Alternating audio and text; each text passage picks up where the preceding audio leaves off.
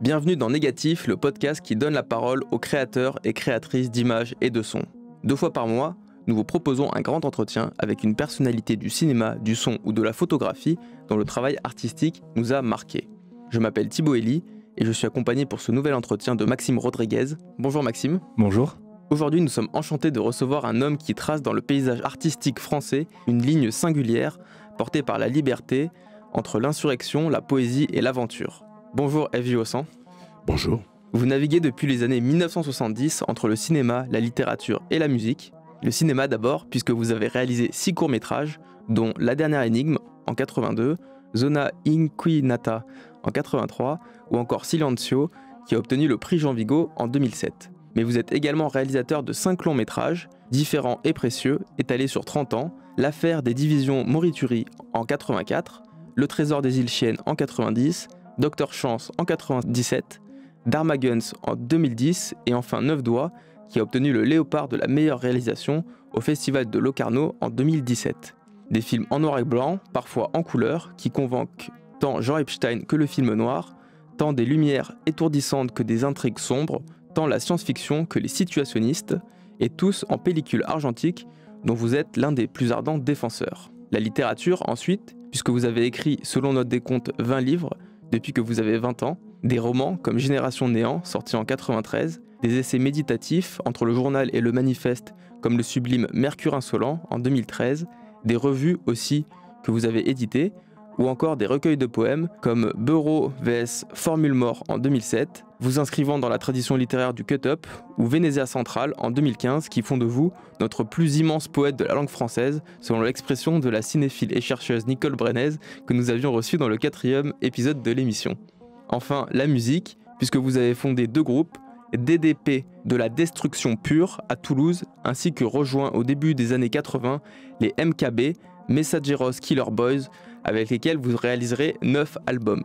Ces groupes sont fortement influencés par les mouvements punk qui ont émergé partout dans le monde à la fin des années 70, mais pas que, et MKB va s'enrichir d'une multiplicité d'influences, de la musique expérimentale à la noise en passant par la musique industrielle.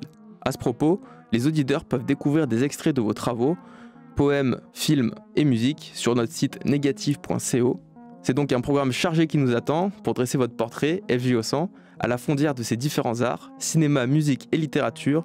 Nous allons parcourir votre univers, vos univers visuels, sonores, littéraires, musicaux et poétiques avec vous dans ce nouveau grand entretien de Négatif.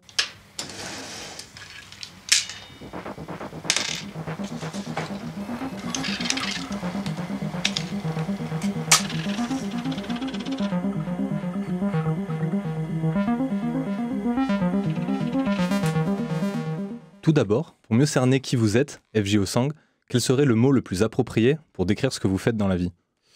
Je ne sais pas. Je lisais il y a peu de temps un acteur qui disait « professional irregular ».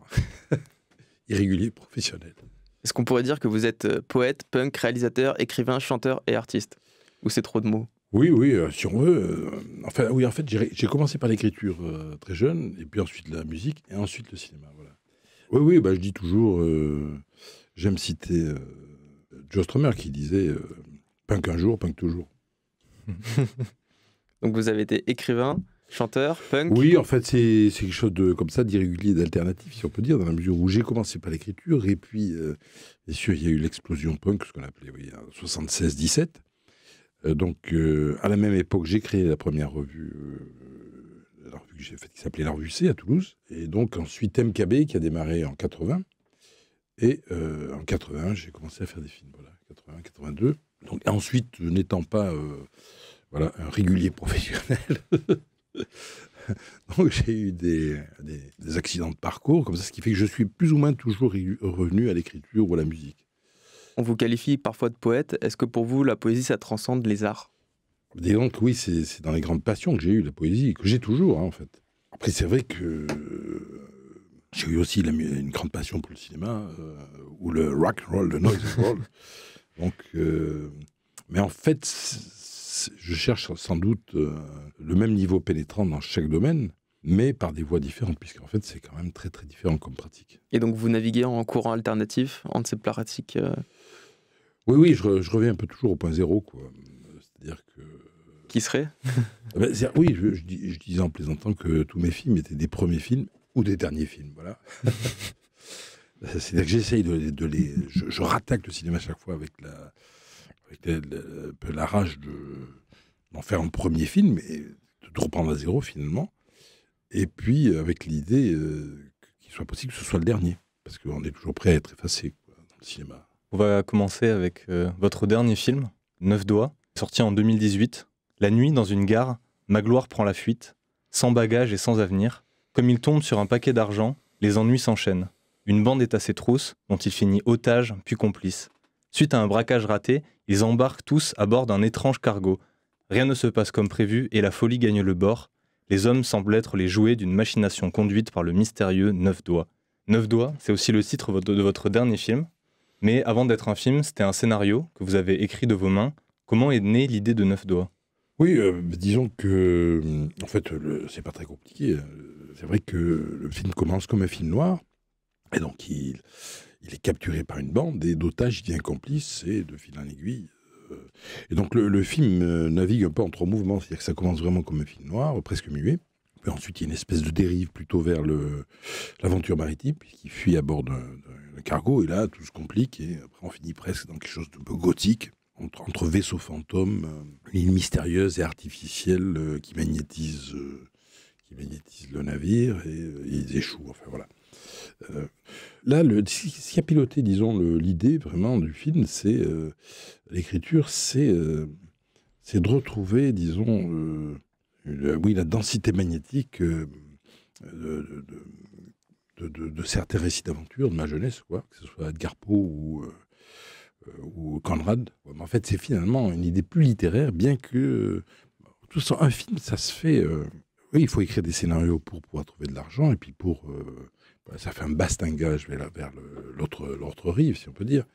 Mais un film s'écrit toute la durée de sa fabrication, c'est-à-dire à partir du scénario, ensuite la préparation, le casting, les recherches de décors, les compressions, les contractions, puisque généralement on fait les films avec 5 fois moins d'argent que prévu, et jusqu'au montage, à la finition du son, de la musique, enfin voilà. Et c'est qu'à ce moment-là que le film s'écrit jusqu'au bout et peut virer de bord jusqu'au bout, disons. C'est-à-dire que vous avez laissé beaucoup de part à l'improvisation tout le long du... Non, ce qui m'amuse, c'est que les films sont quand même tous très écrits. Et les gens croient que je tourne quelquefois sans scénario. Ce qui, à mon avis, est très flatteur. Les cinéastes ne partent pas forcément d'une idée originale et n'écrivent pas forcément leur scénario seuls. Vous, c'est le cas. Qu'est-ce que ça représente pour vous, le scénario? C'est juste une étape préparatoire ou c'est vraiment quelque chose de littéraire qui mérite... Non, c'est ça qui est un petit peu ingrat. C'est qu'un scénario, en fait, c'est pas une œuvre littéraire, disons. Ça se lit pas en tant que tel. Et donc, si le film se fait pas, c'est une étape transitoire, disons. Alors moi, je le fais avec le plus d'énergie et de précision possible, enfin pour moi. Et pour les acteurs, puisqu'en fait, c'est plutôt quelque chose qui est censé, pour moi, inspirer les partenaires du film, qu'il s'agisse. Bon, bien sûr, c'est aussi le document qui permet de prospecter en vue d'un financement, mais également, c'est ce qui, finalement, inspire les acteurs, inspire les techniciens, et nous réunit. Et puis, comme on peut toujours perdre la tête, c'est bien quand même de pouvoir revenir toujours au scénario. À une époque, j'aimais bien dire, il faut écrire les mots, et lorsqu'ils sont filmés, on peut les effacer. C'est-à-dire qu'en fait, bizarrement, ça peut être les intensités lumineuses, la rythmique, qui finalement sont déjà dans le scénario. Bien sûr, il y a les dialogues ou pas les dialogues. Et puis, quelquefois, il y a des redondances, il y a des choses qui sont écrites, mais une fois qu'elles sont visibles, on n'a plus besoin de les dire, disons. Donc vous pouvez aller contre le scénario au moment du tournage? Oui, enfin, pas contre le scénario, puisqu'en fait, le scénario est finalement comme Oui, c'est finalement une énigme. Puisqu'en fait, ce qui m'a toujours fasciné dans le cinéma, disons, c'est qu'un livre ou un scénario, c'est quand même un document abstrait, quoi, avec des caractères, des blancs, etc., des lignes. Alors que d'un seul coup, un film, c'est incroyable. D'un seul coup, le capitaine mort, c'est Maxime, ben voilà, ça sera Maxime. Voilà. Alors ça c'est quand même, cette incarnation, disons, c'est complètement hallucinant. Puis c'est pareil, c'est-à-dire que le film se fait vraiment au présent absolu. Enfin, en cinéma, c'est aussi pour ça que j'ai été fasciné. Au départ, j'étais pas... Quand j'ai commencé à faire des films, avoir l'idée de pouvoir faire des films, j'étais beaucoup plus piloté finalement. Bon, bien sûr, il y avait des allées de James Bond à Eisenstein, en passant par Sternberg, qui étaient des cinéastes qui me fascinaient, mais le premier James Bond là. Mais en réalité, j'étais beaucoup plus piloté par. Il me semblait que ce soit Révolution électronique de William Burroughs ou les films situationnistes, le détournement. Et donc j'ai commencé au tout début des années 80 à pratiquer la vidéo comme ça de façon un peu sauvage en Betamax. Hein. On filmait tout le temps avec du tandem KB. C'était quoi la Betamax Betamax, c'était l'autre format, disons, rival du VHS, qui a perdu, mais qui était pas mal, puis ça donnait ensuite le Beta SP, le Beta NUM, etc. Les premières caméras vidéo? Non, c'est pas les premières, parce qu'en fait, c'est les caméras. Il y avait deux formats qui étaient rivaux, disons, dans les années 80, qui étaient Betamax et VHS, voilà. Puis le procédé VHS a gagné. Enfin, voilà. Et donc, j'ai été beaucoup plus, disons, entre les films situationnistes et l'idée que je pouvais avoir de faire des films entre détournement, voilà, et William Burroughs, Révolution électronique. Et puis, dès que j'ai commencé à faire un film, puisque j'ai fait mon premier film en un jour, qui s'appelle La dernière énigme, et là, j'ai tourné en pellicule noir et blanc, et là, ça a été, j'étais captif, quoi. Et j'ai fait l'histoire à l'envers, un peu comme les punks, quelquefois, fait l'histoire de la musique à l'envers, quoi. Qui sont partis d'un état, qui sont remontés. Et ce que je voulais dire, oui, c'est que le cinéma, en pellicule, disons, se fait, c'est le seul mode d'expression qui se fait au présent absolu. Et ça c'est quand même très, très étrange. C'est-à-dire que, bon, en vidéo, bon, bien sûr, en numérique, on peut corriger, donc c'est pour ça que c'est pas la même chose. Mais finalement, le cinéma tel que le pratiquent les Européens, sans des effets spéciaux insensés, ou du moins des effets spéciaux directs, la prise de vue, ben, on filme, et après on monte. Alors c'est quand même incroyable, parce que vous avez, disons, on va dire, vous avez par exemple 36 jours de tournage, ben voilà, il faut écrire 36 chapitres en 36 jours. Et après, la seule opportunité qu'on aura, c'est juste de monter. Donc c'est comme si elle avait 36 jours d'écriture, et après, le seul recours, c'est de monter les pages écrites en 36 jours. Mais c'est définitif, c'est-à-dire et puis, c'est quand même hallucinant, parce que c'est exactement du temps zéro au temps 1 minute plus 20, par exemple, qu'un plan est tourné, ou plus 20 secondes. Donc c'est exactement, que ce soit les états lumineux de la nature ou l'état, disons, de combinaison sociale ou psychique entre les gens qui participent au film, c'est quand même une espèce de cérémonie magique. Alors, magique, accidentée, tout ce qu'on voudra, mais on fait juste que monter. Alors qu'en peinture, quand même, il y a plus que du montage, en musique aussi, enfin voilà. Donc c'est quand même une expérience radicale et primitive pour moi, le cinéma. On va se plonger dans un premier extrait qui est tiré à peu près du milieu du film de 9 doigts.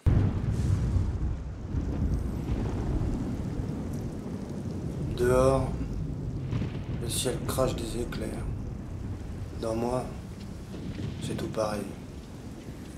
On sombre, on coule, on plonge. Je suis froid, sans conviction, embarqué avec la marchandise de mort. Kurtz fait semblant de commander, efférente aussi. Quant à moi, je ne suis plus là.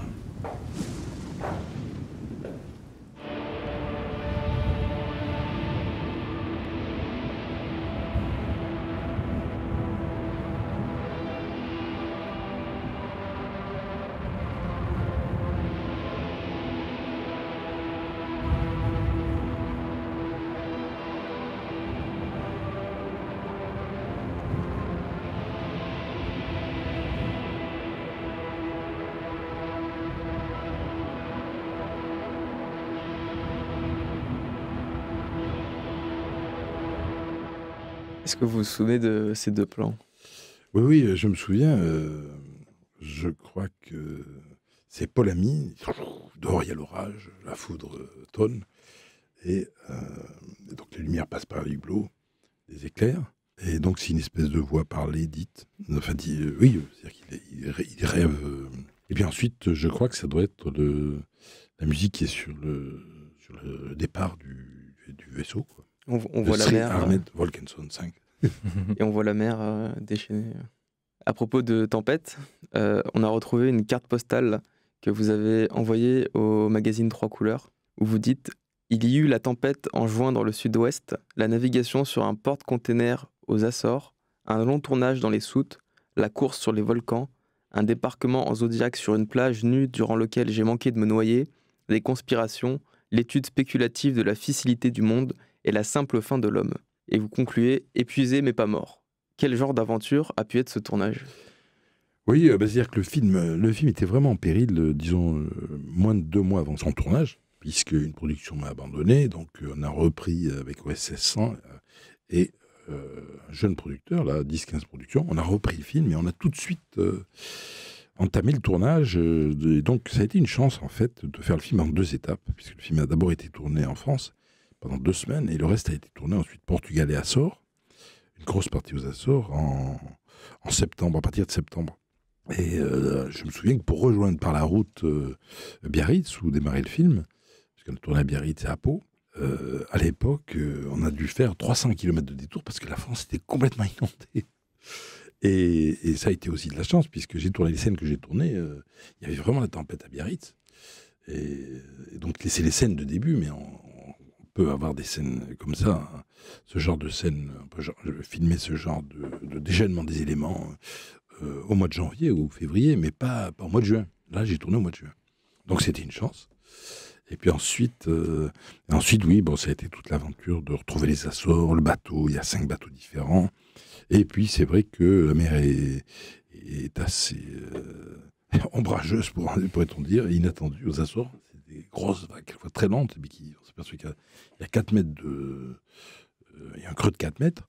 Et puis on a failli ne pas plus pouvoir repartir d'une plage qu'on visitait en fait, mais qui était une plage qui allait être recouverte par la marée, et on risquait d'être écrasé contre la falaise. Voilà. Donc, il a fallu reprendre.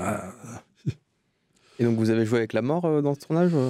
Non, ça a été un hasard, quoi, parce que j'avais arrêté sur un coup de tête de fumer, et pendant 3 ans ça m'ennuyait beaucoup, je ne comprenais pas pourquoi j'avais arrêté de fumer. Et puis là, finalement, il y a bien une espèce de providence, puisque si je n'avais pas arrêté de fumer, je n'aurais pas pu rejoindre le Zodiac. Voilà. Vous tenez un journal de vos tournages ? Quelquefois non, ça dépend. Mais souvent, on est tellement, parce qu'en fait, réalisateur, c'est vrai, c'est tellement prenant quand même, parce on s'occupe de la déco, des costumes, des maquillages, de la mise en scène. Enfin, on est avec les chefs de poste, quoi, tout le temps. Surtout que moi, finalement, mes films se réinventent presque au jour le jour, puisque sur ce film, il y a beaucoup de décors construits que j'ai découvert le jour même, quoi, presque, du tournage, quoi. Donc j'étais tout le temps... Le film a été difficile à produire. En fait, là, j'avais beaucoup de gens plus jeunes que moi. Dans votre équipe de tournage ? Oui, ça a été vraiment... Il y a eu une espèce de grande harmonie dynamique sur le film. Notamment avec le décorateur, par exemple, qui avait 32 ans, qui était un jeune Brésilien qui s'appelle Mathias Monteiro, qui est super. Bon, la photo, c'était pareil. Donc, un excellent assistant aussi, Luc Catania. Enfin, à la réalisation ? Oui, assistant à la réalisation. Bon, Elvire était aussi toujours présente. Et finalement, le film s'est fait avec une certaine harmonie, mais c'est vrai qu'on avait 36 jours de tournage exactement. Mais on ne pouvait pas rater une après-midi, quoi. Sinon, ça allait manquer dans le film. Ça ressemble à quoi une journée de tournage normale ou anormale sur un film de FJO 100 ? C'est comme sur tous les films, hein. C'est-à-dire qu'on démarre le jour ou la nuit. Des tournages de jour et des tournages de nuit. Alors, donc c'est des rythmes différents, c'est-à-dire parce qu'il faut quand même que l'équipe ait le temps de se réacclimater au jour ou à la nuit, puisque j'ai eu des périodes de nuit, des périodes où on tournait le jour, d'autres des tournages de nuit ou en intérieur. Voilà.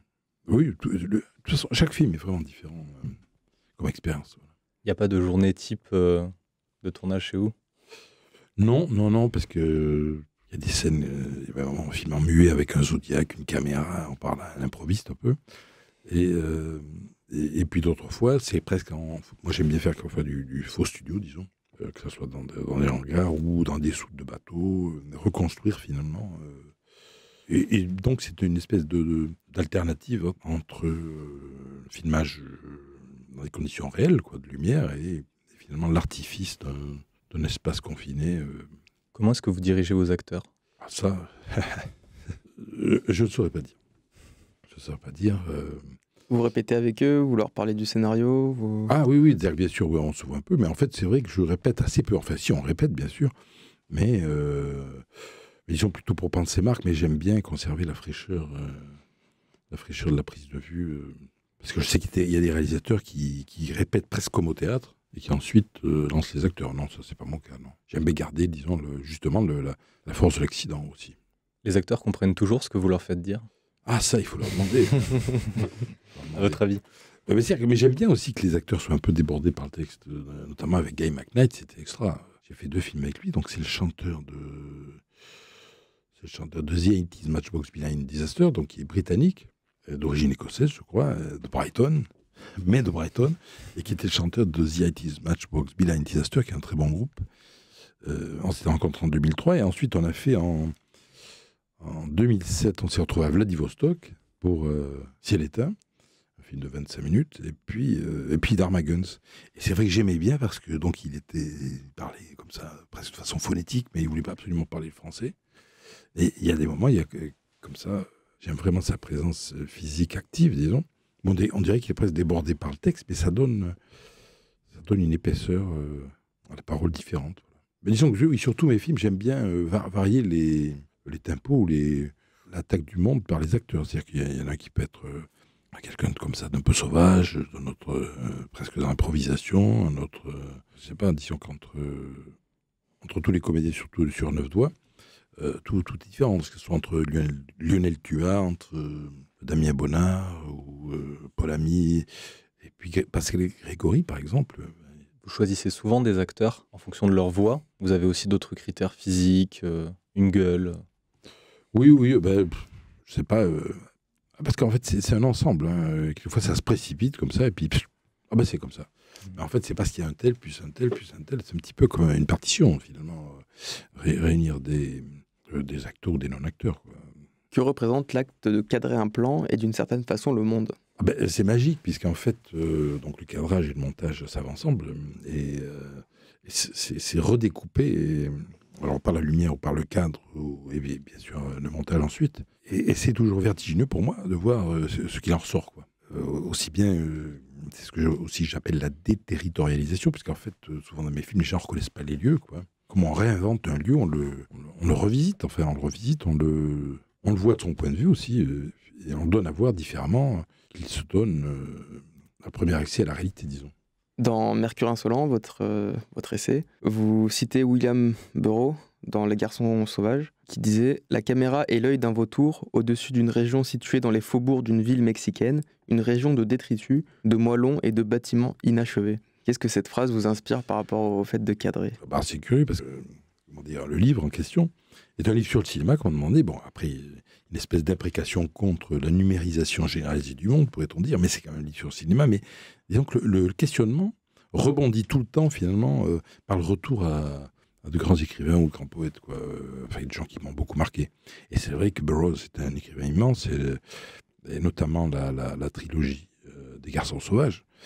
Donc il y a Les Garçons sauvages, il y a Havre des Saints et aussi Apokela. Alors également, bien sûr, William Burroughs est un grand écrivain. Je crois que c'est un des plus grands poètes de notre époque, enfin de l'époque où il a vécu, disons d'après-guerre. Mais en fait, c'est quelqu'un qui a toujours été magnétisé et par le son et par l'image. Et à un moment, je disais, oui, c'est Artaud. Et on peut vraiment regretter que ni Artaud, ni Burroughs, qui rêvait de faire des films, au fond, n'ait pas pu le faire, quoi. C'est des grands manques, quoi. Par rapport à la caméra comme œil d'un vautour? Ah oui, disons que c'est des blocs de texte comme ça qui sont vraiment comme des blocs mentaux qui m'ont beaucoup marqué. Ça, c'est l'ouverture, je crois que c'est quasiment l'ouverture des Garçons sauvages. C'est ce qu'il dit d'ailleurs lui-même pour justifier le cut-up. D'ailleurs, il est le seul vraiment, je pense, écrivain à avoir pratiqué le cut-up. Mais enfin, c'est quelque chose qui est nouveau et pas nouveau, puisqu'il disons qu'il a épuisé toutes les manières.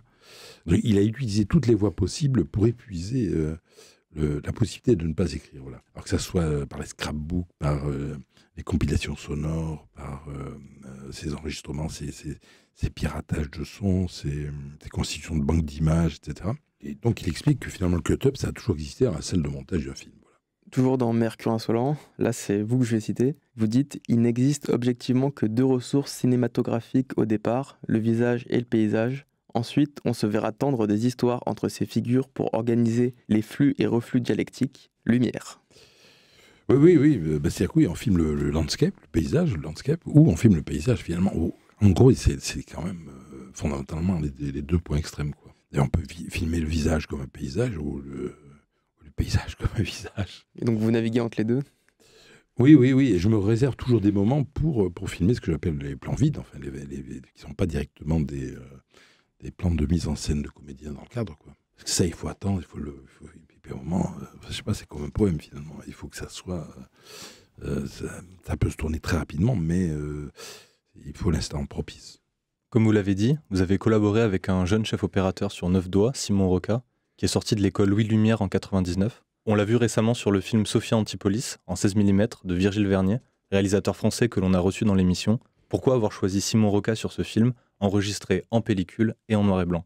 C'est que moi, je cherchais justement, de toute façon, un opérateur qui sache faire du cinéma, quoi. Et donc lui avait fait juste De la avant. pellicule. Oui, c'est la même chose. C'est la même chose. Oui, parce qu'on appelle ça le cinéma numérique, mais je pense que c'est autre chose qui se déploie et qui va se déployer. Alors moi, je suis absolument. Moi, j'aime beaucoup la vidéo, par exemple.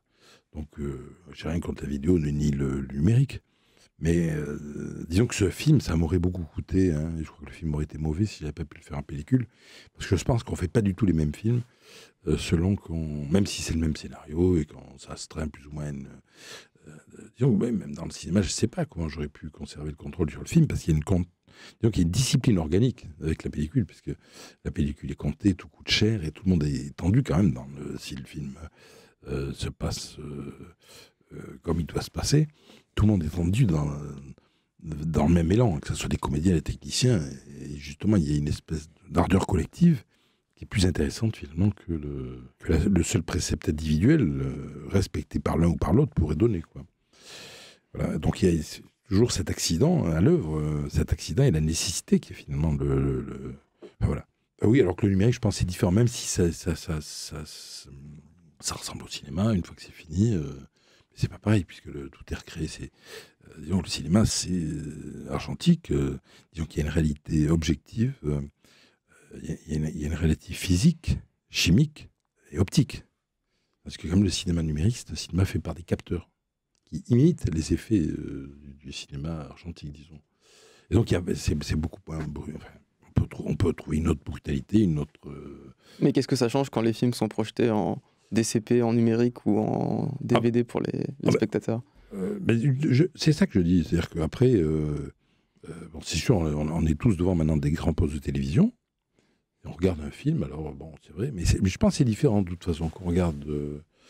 C'est surtout que ça donne pas le même film, c'est la façon de le faire.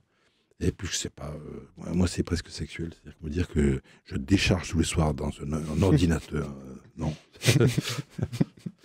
Oui, quand ça sera fini. Mais c'est comme la techno, c'est vachement intéressant aussi. Mais c'est vrai que moi, j'aimais bien l'électricité, la machine à écrire, la caméra, la pellicule, la guitare électrique et la machine à écrire, voilà.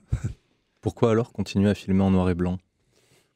Mais non, mais de toute façon, en plus, c'est vrai que moi, je discerne assez facilement un film qui a été tourné en numérique, même en noir et blanc. Alors tout le monde dit la photo, mais ça fait de la photo. Je sais pas, il y a quelque chose d'organique qui est enfin, quand le film est réussi, hein, qui est pas là, je trouve, en numérique. Mais de toute façon, comme le film est de plus en plus maltraité et que techniquement tout est fait pour le numérique, c'est certain que ça gêne pas du tout, parce qu'en fait les films numériques sont très valorisés par leur projection, alors que finalement maintenant on revient à la préhistoire quand on veut projeter un film en 35 mm. Les machines sont déréglées, les écrans sont, je sais pas. Enfin voilà, mais de toute façon c'est économique ça. Je sais pas comment dire. Oui, puis de toute façon, si ça se trouve, un jour, on n'aura plus le choix. On ne pourra plus tourner. Soit il faudra ne plus tourner, soit tourner en Super 8 ou en 16 mm noir et blanc qu'on développera dans la baignoire, ou tourner en numérique, parce qu'il n'y aura plus que ça. Comme dans beaucoup de pays, maintenant, il n'y a plus de laboratoire. Donc, je pense que c'est important de tourner, de tout faire pour tourner en pellicule si on le veut. C'est comme, je ne sais pas, si on a envie de peindre sur de la toile, sur une toile avec de la peinture, pourquoi ah non, moi je vais être dans le coup, je vais tourner, je vais peindre sur ordinateur. Moi, je suis dans le coup, hein. Comment un directeur de la photographie vous aide dans la recherche de la lumière? Ah ben alors tout ça, c'est une fusion, parce qu'en fait, la personne la plus importante sur la plupart des films, c'est souvent le décorateur, avec qui je cherche les choses. Ensuite, oui, puis il y a beaucoup de mes films qui sont tournés presque en lumière naturelle, avec des corrections de filtre ou pas. Mais en fait, la lumière, comme j'ai souvent assez peu de moyens, c'est quand même il y a une évidence qui naît, qui fait apparaître... bah oui, bah oui, c'est collectif, donc ça se fait ensemble. Il peut y avoir des impulsions du côté du chef opérateur qui va vous donner des idées, vous dire il faut saisir ça, ou ça peut être des deux. Tous les jours, c'est-à-dire que si par exemple on devait tourner dans un garage de 100 mètres de long, et puis d'un seul coup on se retrouve obligé de tourner dans ce studio qui n'est pas très grand, bah oui, d'un seul coup il faut inventer et s'adapter à la nécessité, quoi.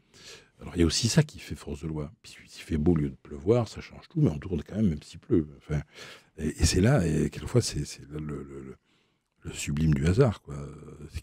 C'est là que le film, en éclairant un peu sous la pluie, ça va être 1000 fois mieux.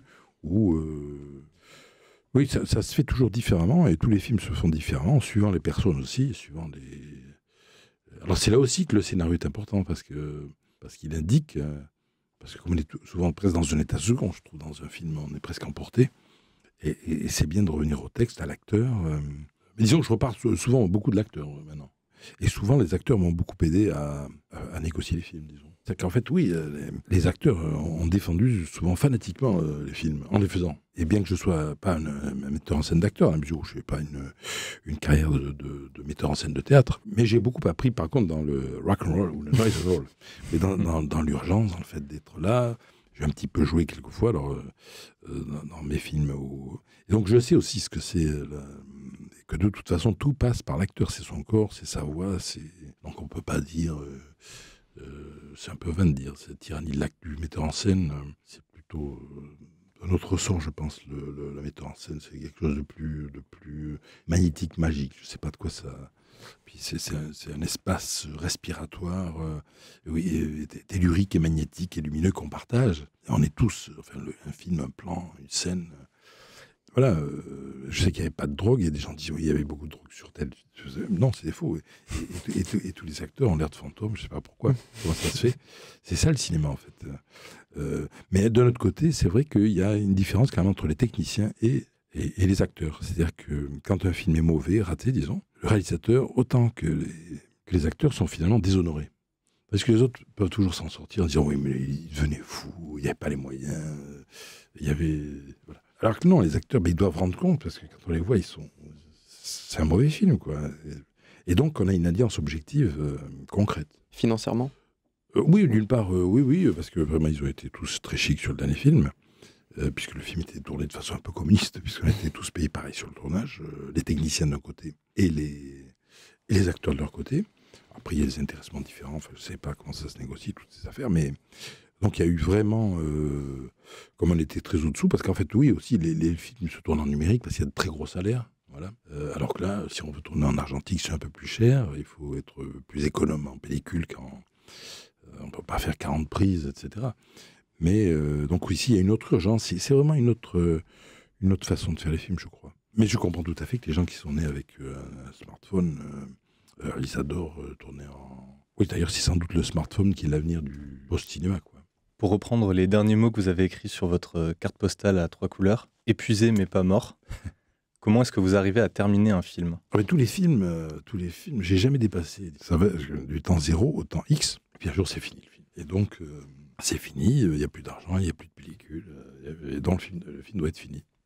Et depuis mon premier court-métrage, j'ai pas dépassé. Il y a des réalisateurs où il y a beaucoup de retake, il y a des deuxièmes tournages, etc. Moi non, le jour c'est fini, c'est fini. Qu'est-ce que c'est le cinéma noise and roll ?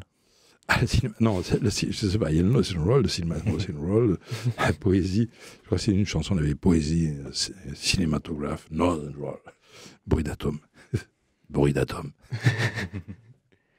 Quand est-ce que vous achevez le montage d'un film ? C'est pareil, à un moment donné, ça y est, c'est fini. Mais je monte en général assez vite. Donc je suis jusqu'ici, puisque du jour au lendemain, on peut changer tout, la façon de faire les films, passer au numérique, tourner sur 2 ans, déléguer le montage, j'en sais rien. Bon, donc les films ne sont pas prémontés jusque-là, parce qu'il y a des films qui sont prémontés pendant le tournage, certains. Hein. Et puis après, souvent il y a un break, puisqu'il faut quelquefois retrouver des sous pour attaquer le montage. Et là, je suis à peu près à chaque seconde du montage, et c'est vraiment la grande épreuve, quoi. Mais on revisite le film, c'est un tour par zéro. Vous montez en numérique? Oui, maintenant, disons que... oui, parce qu'en fait, disons, j'ai fait Moriture en 84, Les Chiennes, donc Moriture était en 16, au départ, ensuite gonflé en 35, Les Chiennes en 91, puis Docteur Chance en 97-18, et là, il y a eu un grand trou, je ne pouvais plus du tout faire de film. Et finalement, j'ai eu de la chance, puisque j'ai tourné ce que j'appelle le triptyque du paysage. Donc Des courts-métrages. Voilà, 3 courts-métrages, de tout petit budget, puisqu'il y en a un en 16, l'autre en Super 8. Alors, c'est la résidence argentique, hein, si on peut dire. Un en 16 mm, un autre en Super 8, un autre en 35 mm, dont 2 à Vladivostok, sur la côte pacifique. Silencio, Oui. Ciel éteint et Vladivostok, Voilà. qui sont dans le DVD d'Armageddon.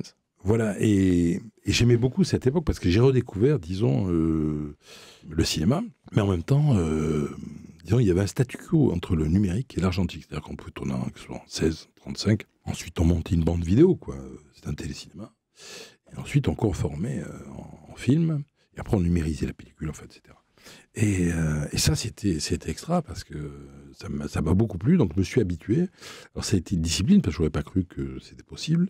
Mais j'ai dû m'astreindre à monter, parce que moi j'ai toujours monté pour toujours pratiquement. C'est-à-dire qu'une scène, je rentrais dans la scène et donc c'est vrai qu'il y a beaucoup plus de gravité parce que quand on est en 35, il faut manipuler, hein, c'est du boulot, hein, c'est pas juste appuyer sur 3 boutons puis c'est fini. C'est des assistants, il faut classer le son, classer l'image, on a coupé là. Puis c'est quand même du lourd, quoi. C'est du hardware, c'est pas du software. Matériel. Et donc, on est très concentré comme ça. On coupe là. Enfin, pareil, il y a des moments de lévitation, je trouve, au montage, bien que ça soit lourd. Et je me rappelle particulièrement de Docteur Chance, qui était comme ça, qui est très, très découpé avec beaucoup de plans. Et donc, j'ai essayé de faire pareil sur les courts-métrages. J'ai démarré. J'ai commencé par apprendre là les rushs par cœur. Et regarder pour voir... pour connaître par cœur, disons, ce que j'allais monter. Et ensuite, je rentrais dedans comme ça, on rentrait dedans avec... pour toujours. Alors que je sais qu'il y a des films, je ne sais pas comment ils font. Alors les gars font 3-4 versions alternatives par scène, et ça fait, il y a quasiment 900 versions de films, quoi. Et comment ils font pour classer tout ça, je ne sais pas à la fin. Et pour faire des choix peut-être difficiles. Hein. Oui, puis après, à la limite, il y a la version du producteur, du chauffagiste, je sais pas, non. Alors que là, et puis ça se fait à 2-3 personnes, c'est pas mal. Hein. Et ensuite, il y a le retour à la pellicule. Enfin, voilà. Donc tout ça, et à la fois le numérique pouvant être l'opportunité de mêler de la vidéo, du Super 8, du 35, du numérique dans un film, quoi. Ça, c'est quand même très précieux, comme ça, de pouvoir... Alors qu'autrefois, ça pouvait coûter des fortunes de gonfler un Super 8 en 35, par exemple. Alors que là, c'est vraiment drôle, quoi. On peut donc tous les jours faire son journal, le mélanger dans un film. Enfin, je sais pas, il y a des... Un côté ludique. Là, oui. Et ça n'empêche pas que... enfin, je sais pas, comme la pellicule, c'est pas forcément cher. Enfin, je veux dire, j'ai fait les courts-métrages les courts-métrages et les longs-métrages en 16 mm du début, avec des sommes... Morituri, c'est le budget d'un court-métrage. Donc, des gens qui ont plus de 3 millions qui disent « Ah non, tu sais, Coco, on pouvait pas... Hein, on n'avait pas les moyens d'avoir la pellicule. » C'est combien comme budget 9 doigts? Le film est quand même tourné pour moins d'1 million de... Moins d'1 million? Moins d'1 million. Donc c'est vraiment un petit film à l'échelle du cinéma français. Exactement, et c'est tourné en 35 mm, voilà. Noir et blanc, Common Boys. Donc c'est possible. Oui, ça a été difficile, il y a eu quand même une coproduction d'un laboratoire, une coproduction... à visage humain, quoi. Ah oui, dire que le noir et blanc, c'est quand même le parfait instrument de cinéma.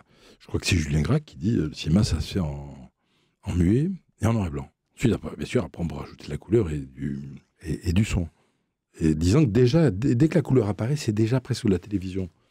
Et alors, bien sûr, quand on se retrouve enfermé dans une salle, que ce soit un film en noir et blanc, si le film est intéressant, en 1 minute, on est plongé avec la même intensité que le film soit en couleur ou en noir et blanc. Mais le noir et blanc, disons que c'est parfait pour les visages et pour les paysages, au sens de la déterritorialisation, aussi bien que c'est la croix des regards là, des acteurs. Et c'est parfait, je trouve. Et c'est une grande économie sur tout le reste de l'économie artistique, disons. Puisque on peut avoir des décors, des costumes, des maquillages beaucoup plus primitifs, quoi. Est-ce que vous retravaillez le noir et blanc avec de l'étalonnage numérique? C'est-à-dire que maintenant, on ne peut plus faire... déjà, enfin, sur le dernier film, on ne peut plus... en France, quasiment... Enfin, quand on fait quand même un film un peu industriel, bien sûr, on peut développer dans la baignoire, millimètres, mais... je crois on ne peut plus utiliser la voie photochimique de A à Z. C'est-à-dire qu'en fait, maintenant, les films sont tournés, ensuite ils sont... Donc là, déjà, il y a une énorme économie, hein, puisqu'en fait, un film comme Docteur Chance, tous les rushs pratiquement étaient tirés. Donc ça faisait beaucoup de pellicules. Il y avait déjà 7 fois la pellicule de négatif qui était, enfin pas 7 fois, mais 5 fois à peu près, qui était développée et tirée. Alors maintenant, on ne fait que tirer, ensuite on fait un télécinéma, on monte cette version et ensuite on conforme le film au montage, quoi. Par exemple, un bon exemple, c'est Darmaguns. Donc Darmaguns c'était tourné donc, en 35 mm noir et blanc avec Gleb Téléchoff, avec qui j'avais fait deux courts-métrages, qui étaient un en Super 8, qui était Vladivostok, et un en 35, qui était Ciel éteint. Et ensuite, bon, j'ai fait le montage, et on a fait l'étalonnage numérique en 3 jours, tout compris, y compris la révision. Puisque donc ça a été... on était très très serré en budget, mais alors je sais qu'il y a des gens qui passent 2, 3, 4 mois en étalonnage. Donc ils refont tout le film. Et alors ça aussi, c'est une chose importante. C'est-à-dire qu'une fois que le film est tourné, il est tourné. Il existe. On pourrait dire sur le négatif, et il y a la vérité du négatif. Bon. Alors que les films numériques sont quand même recomposés à l'ordinateur. Et donc il y a des coûts de post-production beaucoup plus importants aussi. Ça, c'est à prendre en compte. Et comme souvent on n'a plus d'argent à la post-production ou très peu, c'est bien de... Parce que le film est tourné, il est tourné, quoi. Et autrefois, c'était extra. C'est-à-dire qu'on peut avoir... Une fois qu'on avait monté et mixé le film, ben, le film existait en double bande, quoi. Même, on pouvait le projeter avec des collures scotch et une bande-son double bande, quoi. Et quitte à trouver l'argent ensuite pour le terminer en étalonnage ultime. Donc il y a beaucoup de choses qui sont à prendre en compte aussi sur le plan économique, je crois. Sauf que le problème, c'est que le jour où il n'y aura plus de pellicule, plus de laboratoire, ça sera fini. Voilà. À moins d'être dans l'artisanat de toute avec façon, sa baignoire. Oui, mais en fait, tout ça, il y aura toujours le problème de la pellicule, parce que il faut la fabriquer. C'est très compliqué à fabriquer. D'ailleurs, les Français ne faisaient plus de pellicule depuis longtemps, hein, parce que c'est d'énormes plaques comme ça. Et en fait, ensuite, une émulsion, quoi, d'énormes plaques de pellicule, et ensuite qui sont débitées en 70 mm, 35 mm, 16 mm ou Super 8, par exemple. Mais c'est la même émulsion, c'est ça qui est incroyable. C'est la même matière première, disons, qui est débitée en tranches de tailles différentes. Mais alors, justement, pour produire cette pellicule, il faut quand même un savoir-faire et mais c'est toute une industrie. Voilà. Alors ensuite, c'est pas très compliqué de recréer des laboratoires de noir et blanc. Tant qu'il y a de la pellicule noir et blanc, bon... Après, c'est pas une usine à gaz comme la couleur. Tenez-vous à la distribution de ce long métrage en salle de cinéma? Bien sûr, bien sûr. Bah, c'est important de voir les films en grand écran. Moi, je sais que j'ai découvert, dès mon retour là, d'Amérique du Sud, j'ai vu justement un film que j'avais jamais vu. On m'avait tout le temps parlé. La montagne magique là, de Jodorowsky. J'ai vu en grande salle, cinémascope 4K. Bon, 4K d'accord, mais 4K est quand même... Numérique. Oui, mais très fidèle au 35. Le 4K est aussi bon que aussi bon. Disons que le 2K réduit un peu le 35, quoi. Alors que c'est quand même pas mal. Bon, mais c'est vrai que c'est pas la même expérience de voir le film en pellicule ou en numérique, je pense. Ça, c'est encore une autre question. De le voir en grand écran, c'est très important, parce qu'il y a quand même une projection. Et puis, c'est un choc de découvrir le film comme ça. Après, moi, je sais que je vois beaucoup de films en vidéo, mais ce qui est fou, c'est de voir les films en vidéo, ou quelquefois même en numérique, je les oublie. Alors que quand je les ai vus en pellicule, ils restent comme ça. Il y a des... Quelque chose qui se fixe. Oui, qui se fixe beaucoup plus profondément. Même si c'est, bien sûr, un souvenir pas exactement réaliste, hein, puisqu'on invente des plans dans le souvenir. Dans les bons films, on invente des plans qui ne sont pas dans le film. Et c'est vrai que, alors que souvent, quand je cherche des films, je peux les acheter 2 fois. Ou les choisir dans des vidéoclubs, s'il n'y a pas la fiche qui me... me tromper, enfin. Alors que, je sais plus, il y a des films que j'ai vus il y a 30 ans, je m'en souviens toujours, quoi. Je pense, de toute façon, ça agit différemment sur la conscience. Et je pense aussi qu'il y a une opportunité que les exploitants ont perdue, qui était finalement, parce qu'en fait, les projections numériques devraient coûter 1 euro, tandis que les projections un peu de luxe seraient en 35 mm ou 70 mm. Ça commence à essayer de faire jour. Mais c'est certain que c'est une autre expérience, je crois. Alors le problème, c'est que c'est vrai que si c'est pour avoir une projection lamentable en 35 ou une bonne projection en 4K, bon, parce que c'est ça, le cinéma, c'est l'hypermatérialisme. La façon de faire des films, c'est une espèce de métaphysique de l'hypermatérialisme, un peu comme l'alchimie, quoi. Et alors une fois qu'il n'y a plus alors même quand on fait le film, bon, ben, c'est de la pierre ou c'est de la brique, c'est de la tuile, c'est du parpaing, c'est des adobes, en fait tout change. Et on fait avec ce qu'on a. Et ça détermine tout à fait la forme et la réalité du film. Suivant qu'il pleut pas. Enfin, puisque ça doit être fait le 14-03-2051, de 14h02 à 14h03-54. Le plan sera tourné exactement à ce moment-là.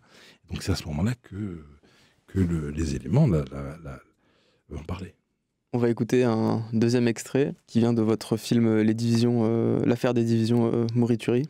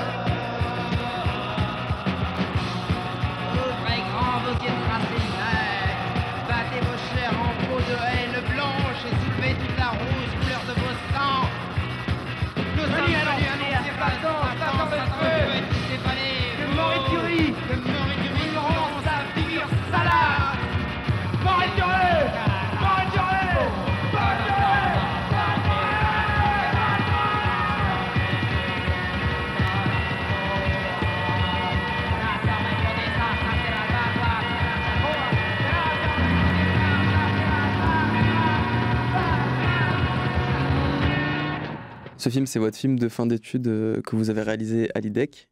Vous avez été reçu au concours de l'école de cinéma à l'IDEC en 1980. Voilà. École qui est devenue aujourd'hui la FEMIS. Pourquoi avoir fait une école de cinéma ? En fait, oui, entre la poésie et puis le rock and roll, ou le noise and roll, je me suis retrouvé no future. Et donc, c'est vrai que vers 23 ans, comme ça, j'ai tout remis en jeu.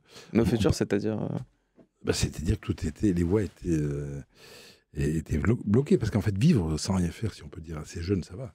Mais à un moment donné, c'est pour ça que je dis, on dit dans une chanson, à 25 ans, tout le monde connaît la fatigue.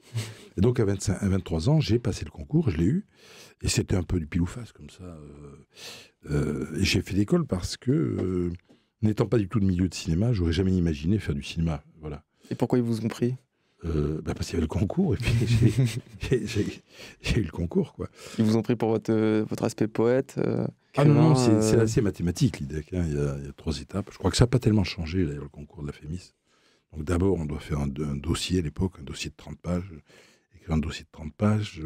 Essayez toujours. Oui, voilà, destiné à donner lieu à un film, avec un petit synopsis derrière, et puis il y a un écrit, voilà. Puis après, bon, je sais pas, sur 700 ou 800, ils en prennent quelques-uns, donc il y a un oral, et puis ensuite les 70 derniers, et puis il en sortait 18. Donc c'était la guerre, c'était curieux, quoi. Et donc j'ai découvert à l'école qu'il fallait une boîte de pellicule et une caméra pour faire un film. Ça, c'est très important, parce que l'éternel piège du cinéma, c'est il faut de l'argent, de l'argent, de l'argent. Mais non, tu n'auras pas l'argent. Et en fait, c'est faux. On peut faire des films avec... enfin, c'est difficile, parce qu'il faut viser juste et frapper fort, mais avec très peu de sous, quoi. Et justement, à chaque film, le problème, c'est toujours de ne pas de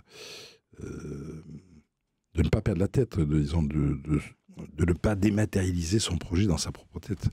Et donc, justement, sur les chaînes, par exemple, le deuxième film, il s'agissait...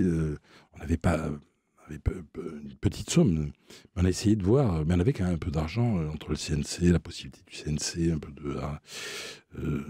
du Portugal, un peu de ceci, un peu de cela, avec mon ami Stéphane Violet. Et on a essayé d'affecter, disons, un guichet, une somme d'argent là, qui était acquise à un poste, par exemple. Et on s'apercevait que, par exemple, pour faire le laboratoire, il fallait, je ne saurais pas dire que l'époque comment c'était, mais il fallait autour de 100 000 euros à peu près. Alors donc ça rationalisait. Ensuite, bon, pour le tournage, les salaires, c'était tant, etc. Vous pouvez avoir la caméra dans telles conditions, le matériel. Et comme ça, disons, mettre une réalité opérative, disons, sur des chiffres, sur des sommes d'argent, alors que sinon on est perdu. Parce que c'est vrai qu'en France, maintenant, on va vous dire, à moins de 3,5 millions d'euros, tu ne fais plus un film. Et même il y a des courts-métrages qui coûtent, je ne sais pas, ça a été dur, on avait que 120 000 euros. Donc à l'IDEC, vous avez appris à faire des films avec pas grand-chose? Oui, parce qu'en fait, ce qui était surtout intéressant à l'IDEC, c'était qu'on tournait. C'est-à-dire que donc on tourne un film track, 3 mois après la rentrée. Moi, j'ai fait un film Tract. Puis ensuite... Tract, oui. Avec un T à la fin. Oui, voilà. Donc, il était tourné en une journée. C'était pour réduire le track de la caméra. Donc, s'approprier l'appareil cinématographique, quoi. Ensuite, il y avait un film de première année qui était tourné en 2-3 jours. Bon, donc j'ai tourné Zola Inquinata, puis ensuite j'ai tourné des bouts de Morituri, en rajoutant juste de la pellicule, mais sans dépasser le temps. Donc, le film a été fait exactement 3 semaines de tournage. Voilà. Et vous avez fait un long métrage?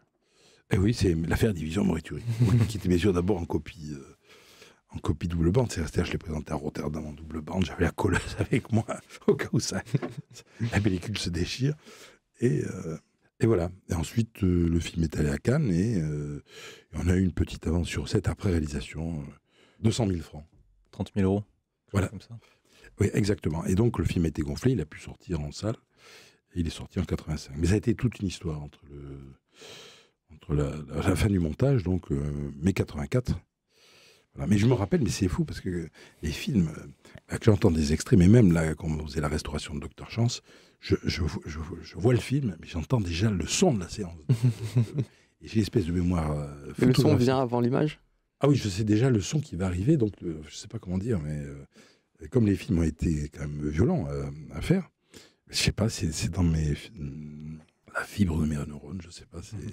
Alors là, je me rappelle exactement Elno, tout à l'heure, Elno, le chanteur donc qui était d'abord l'actionniste, on pourrait dire, dans Lucrat Milk, et puis qui a ensuite été le chanteur des Négresses Vertes et qui joue dans l'affaire Division Morituri. Des Gladiateurs. Voilà, puisque ça, c'est un peu, je disais, c'est un péplum futuriste du quart-monde. On va parler un peu de poésie. Vous allez nous lire une poésie tirée de votre recueil de poèmes Venezia Centrale. On vous laisse choisir ce qui vous inspire. Je prends au hasard, hein, donc ça sera Pluie de neige, page 105. Oui, alors donc là, ce livre-là, Venezia, c'est un livre qui compile, disons, une dizaine de textes assez longs, quoi, de 10 à 20 pages chacun, de 82 sur une vingtaine d'années à peu près, je crois. Voilà, et donc, voilà, ça c'est un texte qui a été publié en 2001, qui s'appelle Pluie de neige. Le froid revitalise l'air du cerveau. Il pleut de la neige. Passage de vent dans les brumes. et la pluie sur les paupières, soif de briser sauvage. Le cours des eaux du ciel venu faire lever les bords, fouler le seuil et bander le sang dans la neige première, conduire le feu par les glaces. Les nuits donnent congélation. Je bois l'alcool si clair que l'ange s'arme et déchire l'ordre et le désordre. Les temps sont prêts. L'astre lunaire atomise les directions. Je recommence par les montagnes. Tout en bas, les cieux tombés au lac. Un cheminement de forêt. L'éclaircie. 2. Une tension électrique au-dessus de la nuit. Bruine d'eau poudreuse danse dans l'auréole blanche des projecteurs. Le froid dans la bouche et ces bruits de clés près de l'œil. Un écho de bête de l'autre côté des chênes. L'ange étendu sur les bords du lac. Nuit tout au seuil d'un pépiment de sorcière. Calme éblouissant d'hydrométrie qui explose à 300 mètres de profondeur. L'œil du gouffre. De la neige sur les feuilles mortes d'hier. Déchu, très jeune. À peine l'hiver taillé dans son bloc de terre sombre. En bas, l'humidité fuligineuse où sonnent les minerais. Froid de ligne. Nuit. 3. Dans la discontinuité de phrases, tout autour de tables nappées de clair, tandis que je voudrais coudre les fractions de mots référents à un monde que je ne veux plus, qui me cisaille et déchire la vision dehors, sous le ciel irradié de gris multipliant et d'éclaircies, presque aveuglantes. Soudain la vallée se bouche immensément. La brume ouvre un passage dans les montagnes et le très loin, les forêts, le lac supérieur, les ruines et la trouée volcanique se réunissent dans une blancheur vague démesurée, par la diffusion volatile, magnétique, indistincte, dévorante, opaque, et si persistante que je vois dans mes yeux et n'entends plus un son. Il neige. Il neige suivant un dessin de plus en plus serré, la chute immobilisant les vifs atomes de l'observation. La conscience vient à dissoudre la surface hypnotique de l'averse. Toutes les phrases s'absolvent dans le simple souffle de l'attente. Le monde rendu, l'ange passe, il faut boire. L'eau pâle, attendre. Etc. Magnifique. Vous avez une voix qui vraiment... Transcende vos propres mots. Ah bon? Ouais. Merci. qui nous fait voyager. Comment avez-vous découvert la poésie? Comme tout le monde, À l'école? à 13 ou 14 ans, oui, il y avait l'école, mais puis en même temps, ça s'arrêtait presque à Baudelaire, Rimbaud, et puis Céline, et puis... non, surtout, je crois, il y a Artaud. Alors, j'ai découvert Artaud. Antonin Artaud? Oui, Antonin Artaud, j'avais, 15 ans, et là, ça a été la découverte de monde. Et puis, disons, qui me semblait inimaginé, disons, inaperçu et imprescriptible. Voilà, sur les états organiques. Donc, la poésie, ça se fait en la faisant. Donc, vous avez commencé à en écrire? Voilà. Oui, puis j'ai essayé assez jeune, j'ai essayé de me mettre à écrire des récits ou du théâtre, puis ça, parce que j'étais assez fasciné par le théâtre quand j'étais tout jeune. Et puis, je sais pas, ça aboutissait pas. Donc, même les lettres, ça donnait plutôt vers la poésie. Là. Et puis, je sais plus, alors, il y a une infinité que ce soit Traqueuil, ou que ce soit Artaud, ou que ce soit Céline ou Burroughs. Il y a une infinité de poètes intéressants. Tout ça s'est déployé. Et ça m'a semblé toujours le recours à la liberté. Il ne faut pas de temps pour écrire, il faut pas beaucoup de temps pour écrire la poésie. On peut l'écrire n'importe comment. Et puis je sais pas si c'est ce qui reste, mais oui, c'est que je reviens toujours à la poésie, mais je suis pas tellement Des auteurs contemporains aussi ou... Oui, bien sûr, mais pas tellement je suis pas tellement un lecteur de pas tant que ça de romans. Je lis pas beaucoup de romans.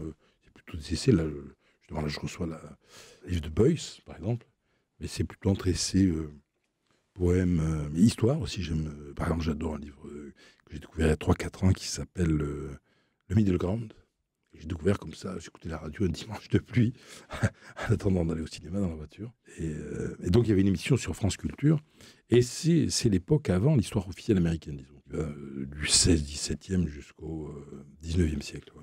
Qui est passionnante, qui est finalement une communauté indienne, des communautés indiennes, donc pas si nombreuses, et une communauté romaine pas si nombreuse, donc en Amérique du Nord Et finalement, c'est la façon dont les Européens s'analysent et les Indiens s'européanisent.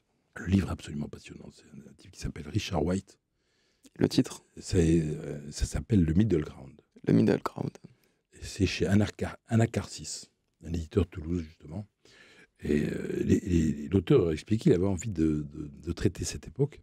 Et au lieu d'écrire un livre de 120 pages, c'est un livre de 900 pages. Tellement il a été pris, c'est vrai, on plonge comme ça dans un abîme de mémoire, de sous-mémoire.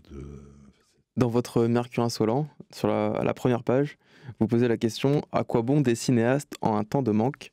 J'aimerais vous poser la question « À quoi bon des poètes en un temps de manque ?» Oui, parce que j'ai repris la phrase d'Hölderlin, quoi. « Wozu Dichter in dürftiger Zeit », je crois, c'est quelque chose comme ça, qui m'avait marqué, puisque à l'époque, Jean-Christophe Bailly m'avait invité comme ça dans une anthologie construite, puisqu'il fallait répondre à la question. C'est Beckett qui avait dit je n'en ai pas la moindre idée. C'était génial. Et donc, il y avait toutes sortes de réponses à différents niveaux. Et c'est vrai que le dernier est un poète immense, bien que j'étais plus axé sur Novalis dans ma jeunesse. C'était un grand événement, puisque Novalis a mis plus de 150 ans à être publié. Et ces 2 tomes d'œuvres complètes étaient un puissant fond, quoi, pour nous. Et voilà, donc Bailly, qui était un petit peu, on le définissait comme l'ambassadeur du romantisme allemand en France, avait fait cette anthologie en prenant cette phrase. Et c'était intéressant, un moment d'effacement possible du cinéma, finalement. D'ailleurs, on ne sait pas si c'est pas fini, déjà, le cinéma. Mais ça n'empêche pas qu'il peut y avoir comme c'est une invasion d'images et de variétés audiovisuelles, on pourrait dire. Et peut-être en 30 ans, on s'aperçoit que le cinéma s'est arrêté en 74, par exemple, j'en sais rien, peut-être des dates. C'est une des grandes questions qui traverse votre Mercure insolent. Oui, parce qu'en fait, le cinéma a failli disparaître quasiment. Le cinéma a commencé à disparaître en 29 avec la crise économique et le passage au cinéma parlant, voilà. Et après, tous les 15 ans, il manquait de s'arrêter dans tous les pays. Il manque de ressources, sauf Hollywood, disons. Et même dans les années 30, il y a des essais comme ça, français. Dans la revue des Deux Mondes, par exemple, je retrouvais des trucs dans un grenier, où des intellectuels s'interrogent de savoir quelle voie on peut trouver entre le cinéma, disons, de l'Union soviétique, qui est totalement public, et le cinéma d'Hollywood, comment trouver une voie étroite qui permette au cinéma français de se survivre. Et justement, il me semblait que quand j'ai découvert, je sais pas, des films, je cite ces 2 films parce que je les ai vus pratiquement en même temps, que ce soit Apocalypse Now et puis Eraserhead. Il me semblait que là, il y avait le son. Et je me disais, on va pouvoir faire même des films muets. Donc on attaque le 3e acte du cinéma.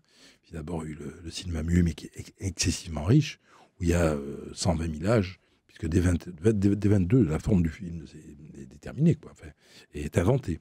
Du film, du montage, du cadre, tel qu'il est pratiqué jusqu'à aujourd'hui, dès 22, le joueur, et jusqu'à... puis maintenant, voilà. Et puis cette idée que dans les années 20, les pellicules étaient extrêmement peu sensibles, les appareils de machinerie étaient très, très compliqués, les caméras étaient très lourdes, et en fait, plus on a simplifié le cinéma, plus il est devenu médiocre. Donc c'est amusant de voir ça, parce qu'enfin, disons qu'on faisait à peu près dans les années 80 le cinéma de la même manière que dans les années 20, quoi. Sauf qu'on a des pellicules plus sensibles, des caméras plus légères, etc. Et donc, après, je dis, il faut y aller maintenant, parce que ça y est, on attaque le 3e âge, qui sera peut-être le dernier, le 3e âge, le temps dialectique du cinéma, thèse, antithèse, synthèse. Voilà. Le cinéma est mort, vive le cinéma. Oui, bien sûr, mais je crois que c'est toujours ça. Mais il ne faut pas crier trop vite et trop fort que le cinéma est mort, parce qu'il se venge. Et on ne peut plus en faire. Non, je pense qu'il peut se réinventer tout le temps, jusqu'à un moment donné, jusqu'au moment où les gens ne voudront plus en faire, quoi. Ils feront quelque chose qui ne ressort plus du tout de ce... Enfin, c'est comme la poésie. Enfin, oui, mais finalement, je dis toujours que c'est le cinéma et la poésie, c'est un peu pareil, tout en étant l'exact contraire. Mais c'est vrai que la poésie, ça ne veut pas dire... c'est difficile de définir ce qu'est la poésie, suivant qu'on parle de l'Antiquité, du XVIe siècle, du XVIIIe ou d'aujourd'hui. Justement, pour continuer sur la poésie, on va continuer sur vos activités de poète en tant que chanteur. Oui. On va commencer par écouter un extrait. And now, This is Dada, rock and roll guerrilla.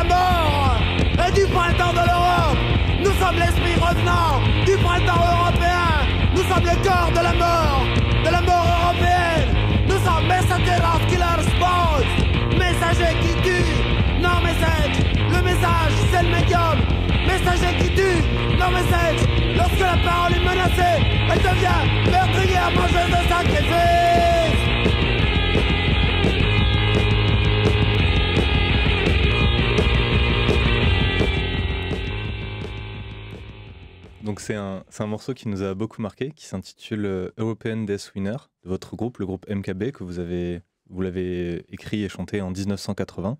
On va un peu s'attarder sur cette dernière phrase qu'on a pu écouter. Nous sommes les Mensajeros Killers Boys, messagers qui tuent, no message. Le message c'est le médium, messager qui tue, no message. Lorsque la parole est menacée, elle devient meurtrière, mangeuse de sacrifices. Le message c'est le médium et ce sont les messagers qui tuent. Est-ce que c'est une référence aux formes de terrorisme qui pouvaient exister et peut-être tenter une partie de la jeunesse no future, radicale, d'extrême gauche de l'époque? Ouais, alors là, c'est le premier 45 tours. Donc on a enregistré ça, je crois, en novembre 80, avant même le premier concert de MKB qui a eu lieu le 13 décembre 80. Donc c'est donc en 2 jours, on a enregistré ces 3 titres, les 3 titres du premier 45 tours, quoi. Et alors c'était intense, quoi. Puis c'est notre premier enregistrement studio, et puis on a été très vite, comme ça, en 8 pistes à Bordeaux, voilà. Et les phases que vous citez, en fait, ça a été repris toujours un peu comme inter, c'était un petit peu les paroles génériques de MKB, quoi. Messagero Killer Boy. Mais non, c'est pas forcément sociopolitique, en fait, c'est à prendre plutôt au sens, non pas chamanique non plus, mais espèce de oui, cannibalisme. Oui, il faut laisser son mystère aux choses. Chacun y voit ce qu'il veut. Mais je m'identifiais bien à cette phrase, oui. Mais qui finalement résume, à mon avis, un contexte politique aussi de la jeunesse à cette époque. Ah oui, enfin c'était... oui, c'est plutôt existentiel, parce que c'était... enfin oui, tout est politique, on peut dire, comme tout est sexuel, tout est politique. Oui, dire qu'en France, ça n'a pas eu la même dimension, mais c'est vrai qu'en Angleterre, c'est une espèce de révolution sociale, quoi, le mouvement punk. C'est vrai que tout est en feu, disons, prend feu en 76, quoi. Parce que dans les mouvements punk qui ont émergé en France, surtout, même parmi beaucoup de groupes, la musique punk était très joyeuse. Presque, il y a beaucoup de groupes qui ont fait de la musique très clownesque. Surtout, Oui, mais c'est beau, bien après, quoi. Parce qu'en fait, ce que je veux dire, le punk, ça démarre en 75-76, quoi. Et donc après, je veux dire, ça s'appelait plus le punk. D'ailleurs, les copains, on les appelait. Alors c'est déjà très révisionniste, hein, parce que le punk meurt en 78, quoi, avec la fin des Sex Pistols. Donc ça a duré 2 ou 3 ans. Oui, quelque part c'est fini après. Puis il y a la drogue qui arrive partout, c'est autre chose. Et c'est comme ça quelque chose qui se survit tout le temps, puis après on est vraiment dans le post-punk, on pourrait dire déjà. Hein. Tous les grands groupes arrivent, que ce soit Siouxsie and the Banshees, ou que ce soit Peel en Angleterre. Et après, il y a comme ça toujours un retour à une énergie primale, quoi. Et moi, j'étais pas très... Donc, MKB, c'est un truc bizarre, parce qu'il y a des machines, enfin, oui, c'est synthé, guitare, hein, et batterie, mais sans basse au départ, là, sur ce morceau que vous avez entendu. Et puis, mais déjà, mes morceaux, c'est quand même finalement le morceau vraiment de remembrance punk, quoi. Et en fait, c'est quand j'ai connu Lucrate à Paris, qui avait vraiment une énergie, qui était vraiment des punks, hein, enfin, je veux dire, mais qui n'était pas des que-punks, je sais pas comment dire. Et comme ça, il y a eu une espèce d'amitié instinctive qui est née. Ils adoraient notre premier album, là, qui était un court album, qui s'appelait Terminal Toxic, qui est sorti en 82. Et on s'est croisés, je crois, au premier concert de Birthday Party à Paris, avec Marsu. Et puis ensuite, on a joué ensemble. Et ça a été la deuxième période de MKB, puis il y en a 2 qui sont revenus à Toulouse. Et donc, le batteur Lucrate Mill, qui était commun aux 2 groupes à cette époque-là, sur le deuxième disque qui s'appelle Morituri. Et donc, les Lucrate Mill qui ont joué dans l'affaire d'édition Morituri. Il y a un film aussi qui parle de terrorisme. Ah oui, là, directement, oui, bien sûr. Oui, qui a un projet, disons, qui a remonté à entre 77, puis toute cette période qui était hantée, quoi, en fait. Outre le côté un peu cinéphile, ou je sais pas comment dire. Paris était un passage assez important à l'époque, disons, pour la musique. Mais à la fois, les Français ont décroché juste après cette première vague, on pourrait dire, qui a été assez intéressante au niveau des groupes français. Il y a eu des trucs comme Métal Urbain, Electric Calas, etc. Et puis, je sais pas, ça... Mais disons qu'on était entre... Il y avait le punk à Londres, vraiment, et puis il y avait la fraction armée rouge en Allemagne, quoi. Et nous, on était au milieu, on a essayé d'inventer une autre voie. Enfin. Et c'est aussi pour ça que j'ai eu le désir de faire des films, quoi. Parce que disons qu'à l'époque, bon... la musique pouvait être la voie royale pour les Anglais, ou la mode. Et par contre, en France, on pouvait être peintre ou cinéaste encore. Maintenant, c'est autre chose, je crois. À propos de votre parcours musical, c'est aux côtés de MKB que vous avez fait le plus entendre votre voix. Vous avez en effet été chanteur, hurleur, peut-être ménestrel ou lanceur d'alerte. Vous avez créé la formation MKB à Toulouse en 1980, avant de partir pour la capitale. Comment êtes-vous rentré dans l'univers de la musique ? Oh, c'est comme on rentre dans la poésie, hein. Disons qu'en fait, oui, il y avait 3 groupes qui me passionnaient dans ma jeunesse, moins de 20 ans. C'était le Velvet, Roxy Music et Stooges. Et puis d'un seul coup, c'est vrai que là, tous les Pistols, les Dames, tout ça est arrivé. Disons que la poésie était quand même élitiste au sens où il fallait quand même plaire pour être publié, il fallait demander l'autorisation. Alors d'un seul coup, quand même, le punk était l'insurrection, le surgissement, et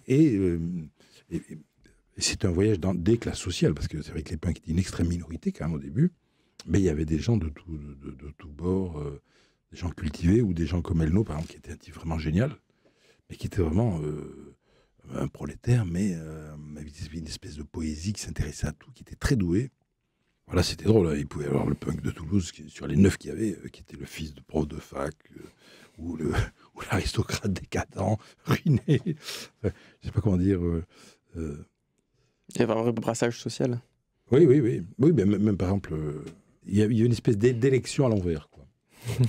les gens rentraient là-dedans et existentiellement, c'était vraiment fort, quoi. Le fait d'être l'ennemi de tous. Je sais pas, fraternité, je sais pas comment dire, de solidarité. Et c'est vrai qu'existentiellement, ça a été des années fondatrices, quoi. Libres, dangereuses, excitantes. Dangereuses ? Bah oui, le rock'n'roll, c'est quand même dangereux. Bah, maintenant que c'est plus tellement dangereux, peut-être. Bah si, parce que c'est l'excès, à l'époque, il y avait quand même toujours la brutalité ou la violence qui arrivait vite. Les drogues, les nuits blanches, l'alcool, la désocialisation. C'est la poésie, quoi. Belle définition de la poésie.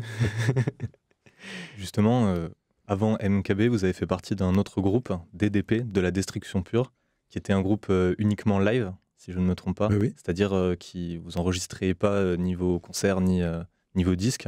Pourquoi est-ce que vous faisiez ce choix radical de ne pas enregistrer ? Mais c'était quand même l'option de pas mal de groupes anglais même, puisqu'en fait, Siouxsie and the Banshees, ils ont vraiment enregistré qu'en février 78. Hein. Mais c'est vrai que le punk était quand même un truc brutal, où la musique était presque un prétexte. D'ailleurs, moi, je l'ai pris comme ça, d'ailleurs.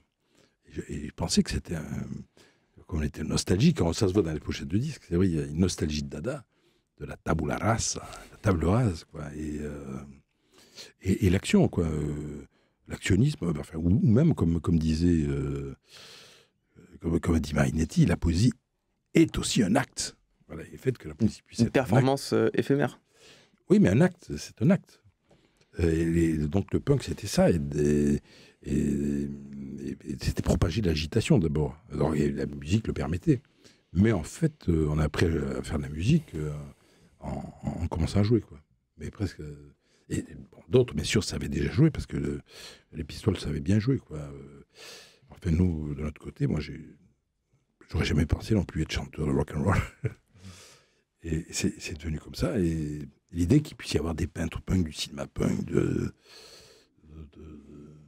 C'était vous qui écriviez les textes pour tous les groupes dans lesquels vous avez... Oui, j'ai toujours écrit des textes, comme j'ai écrit les scénarios. Je ne dis pas que je savais faire, mais je pouvais le faire. Et puis, personne ne l'aurait fait, donc je le faisais. Est-ce que pour vous, c'est fondamentalement différent d'écrire une chanson et un poème ? Ça dépend. Non, je sais pas, ça peut être des notes, chansons de rock, comme la poésie, non, c'est pas vraiment différent. À la fois si, parce qu'après, dans la facture, il faut quand même Enfin, je sais pas, parce que nous, c'est pas vraiment non plus des chansons... c'est pas des chansons académiques, disons, MKB. Mais c'est vrai qu'après, il y a des textes où il y a juste des bruits, et puis c'est un texte... Et puis, alors que... faussement, disons, dans le morceau qu'on vient d'écouter, il y a un faux refrain, un faux couplet. Et c'est vrai, quoi. Mais il y a des textes qui passent pas le seuil du mur du son, quoi. Je pense que les textes d'MKB sont parmi mes textes, pas les plus mauvais textes que j'ai écrits, quoi. Parce qu'il fallait que je puisse finalement les incarner, puis qu'il y ait cette espèce d'anonymie sacrificielle, je sais pas quoi, qui était le MKB, fraction provisoire.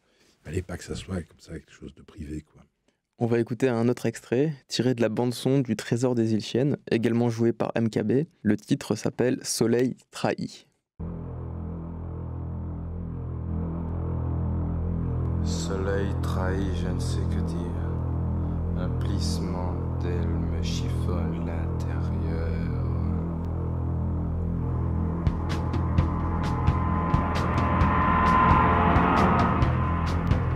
Certains diront que c'est le souvenir des fers, d'autres que la nuit, surtout quand la lune est pleine, c'est dégueulasse et plein de sorcières. Quoi qu'il en soit, j'angoisse toujours quand la nuit tombe. Mais très vite, la nuit m'excite, elle m'emporte vers la ronde des filles et de l'alcool. Alors je commence à devenir fou, j'adore. Ravi d'être soustrait aux ramures tentaculaires du sommeil. J'ai toujours eu peur de dormir. Pas que je sois insomniaque, non, impossible de se coucher. Je déteste la nuit et pourtant j'y tourne.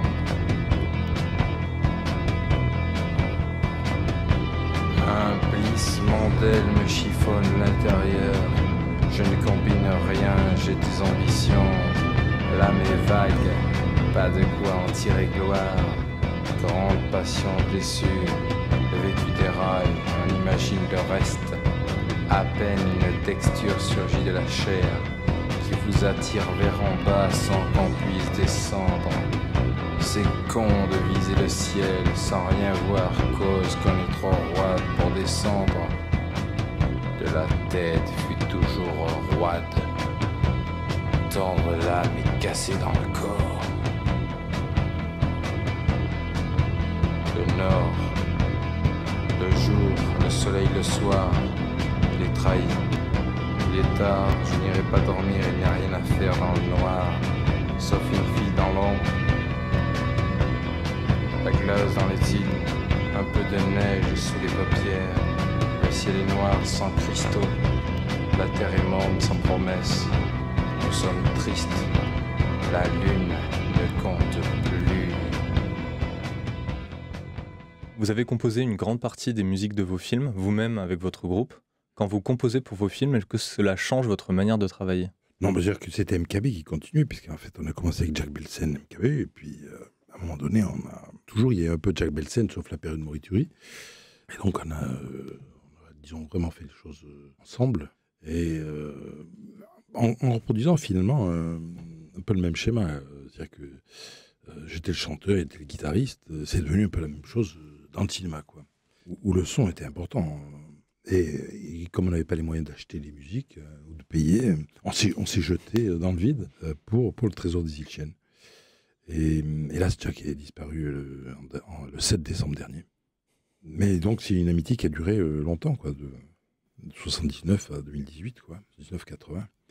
Oui, et puis la vie comme ça, il y a beaucoup de temps mort. C'est-à-dire que le cinéma, c'est pareil, jamais j'ai été vraiment professionnel. J'ai fait des films, mais jamais j'ai été vraiment produit. J'ai jamais eu vraiment de producteur, comme j'ai jamais vraiment eu d'éditeur fidèle. Et je sais plus qui dit ça, c'est qu'on est toujours au bord de l'effacement, quoi. De même que c'est Sterling Hayden qui disait cette phrase magnifique, professional irregular, irrégulier professionnel, que je citais au début de l'entretien. Et c'est vrai que on passe son temps à tout perdre, à retrouver, quoi. Enfin, moi, j'ai perdu la poésie, je l'ai retrouvée, perdu la musique, je l'ai retrouvée, jusque-là. Mais il faut toujours réinventer. J'ai jamais eu, disons, une voix professionnelle, quoi. Les films, c'est pareil. Donc, tout c'est comme ça. On est toujours face à un mur et comment on démarrait l'escalade. Voilà. Alors, donc, ce morceau, c'était ça. C'était un texte que j'avais écrit quand j'étais complètement perdu. Et on m'a demandé un texte et j'ai écrit ce texte. C'est à l'occasion d'un voyage, je ne sais plus. Et je l'ai repris, je l'ai adapté en compressant pour MKB. Voilà. Parce que j'ai dit, oui, il faudra un texte, on fait un texte, il faudrait qu'il y ait une voix chantée. Là. Enfin, c'est pas très chanté. Et on a fait ce morceau dans un studio de répétition. À la fin de l'enregistrement de la bande-son, le studio d'enregistrement de DMI, voilà. Et le casque était pété, j'entendais pas bien. Et c'était avec Goran Vejvoda, on était que 3. Voilà. Et c'était, à la base, c'était Olivier Pronto-Rustonski. Donc il y a un texte qui s'appelle Pronto-Rustonski, qui était le bassiste d'MKB sur le 3e, le 4e disque, c'est la période 87-90, on va dire, puisqu'il est mort en 91, et qui s'est suicidé en 91, voilà.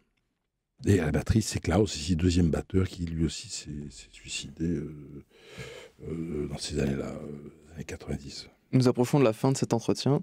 Vous parliez de murs face auxquels vous pouvez être entre plusieurs projets. Quels sont justement vos nouveaux chantiers visuels, poétiques, de musique en cours ou futurs ? Disons que j'ai un livre, qui s'appelle Cornéliste, qui est de la poésie. Et puis là, je suis sur un nouveau scénario. Là, j'ai écrit un nouveau film, gros traitement, du projet. Et puis. De quoi ça va parler ? C'est un secret. Vous avez déjà le titre ? Militaire. Oui, ça s'appellera justement Soleil trahi. Ouais. Dans Mercure insolent, page 18, vous dites que le cinéma comme métaphore militaire. Eh oui, voilà. Mais je ne sais pas si j'arriverai à construire ce film-là. C'est un peu une gageure. C'est quand même un film de guerre que j'envisage.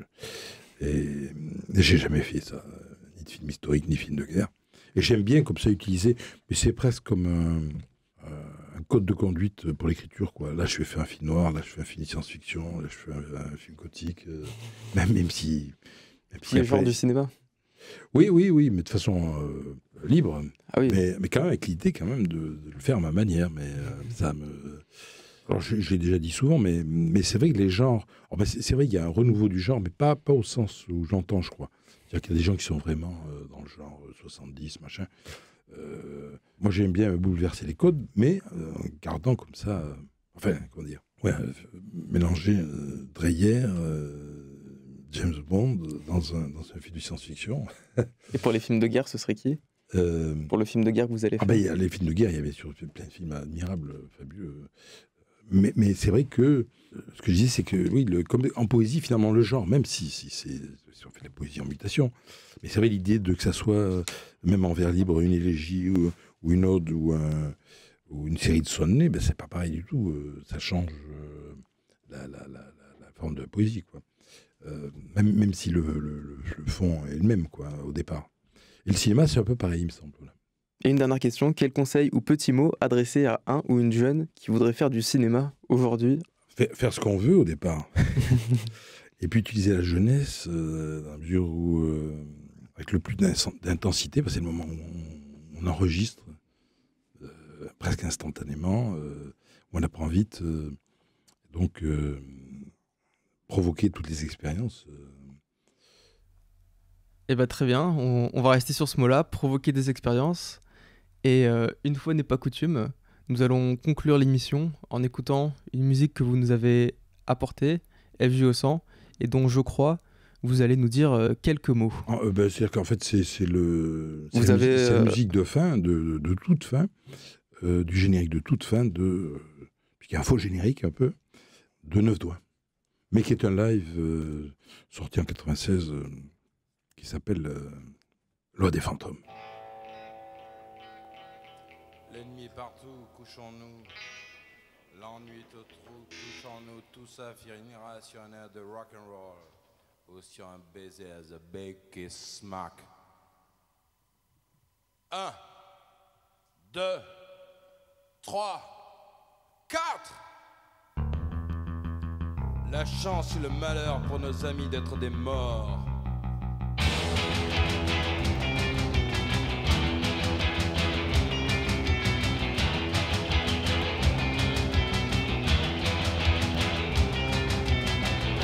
Comme disent les Français, all my fucking friends are fucking dead.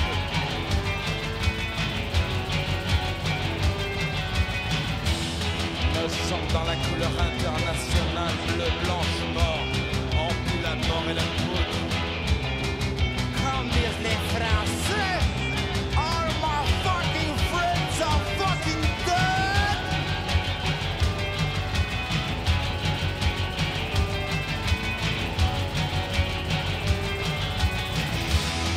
Le temps passe, vite, crevé, 1h15, l'automne approche, on dirait que les choses, maintenant c'est fini, notre monde s'effondre, bien qu'à, on dirait que la machine s'est grippée dans la terreur, bien que le miracle, c'est comme une bête traquée, que je voudrais crier, sans que l'inconnu n'entende, car il n'y a plus ni secours ni pitié, c'est la loi des fantômes. Comme disent les Français, all my fucking friends are fucking dead.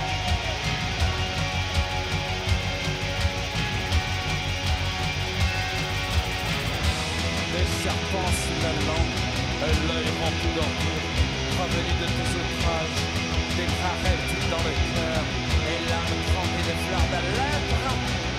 Chaque soir je m'égorge, en vain chaque soir, c'est la loi des fantômes.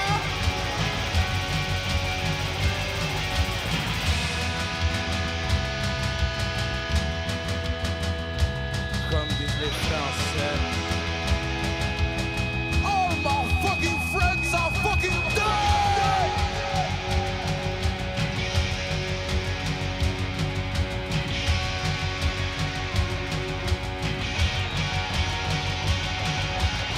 je traverse la nuit, ressuscite à l'aube. La mémoire vide et la cervelle pleine de reptiles, hébétée dans la peine en regorge d'alcool, hébétée dans le jeu et sa matière de dépourrée. Mes amis sont des morts, je traverse la nuit, ressuscite à l'aube.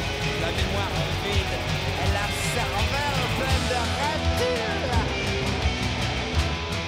Notre monde s'effondre-t-il, recommencer la pointe, face ou néfaste, au diable et à Dieu, au diable et à Dieu. All my fucking friends are fucking dead.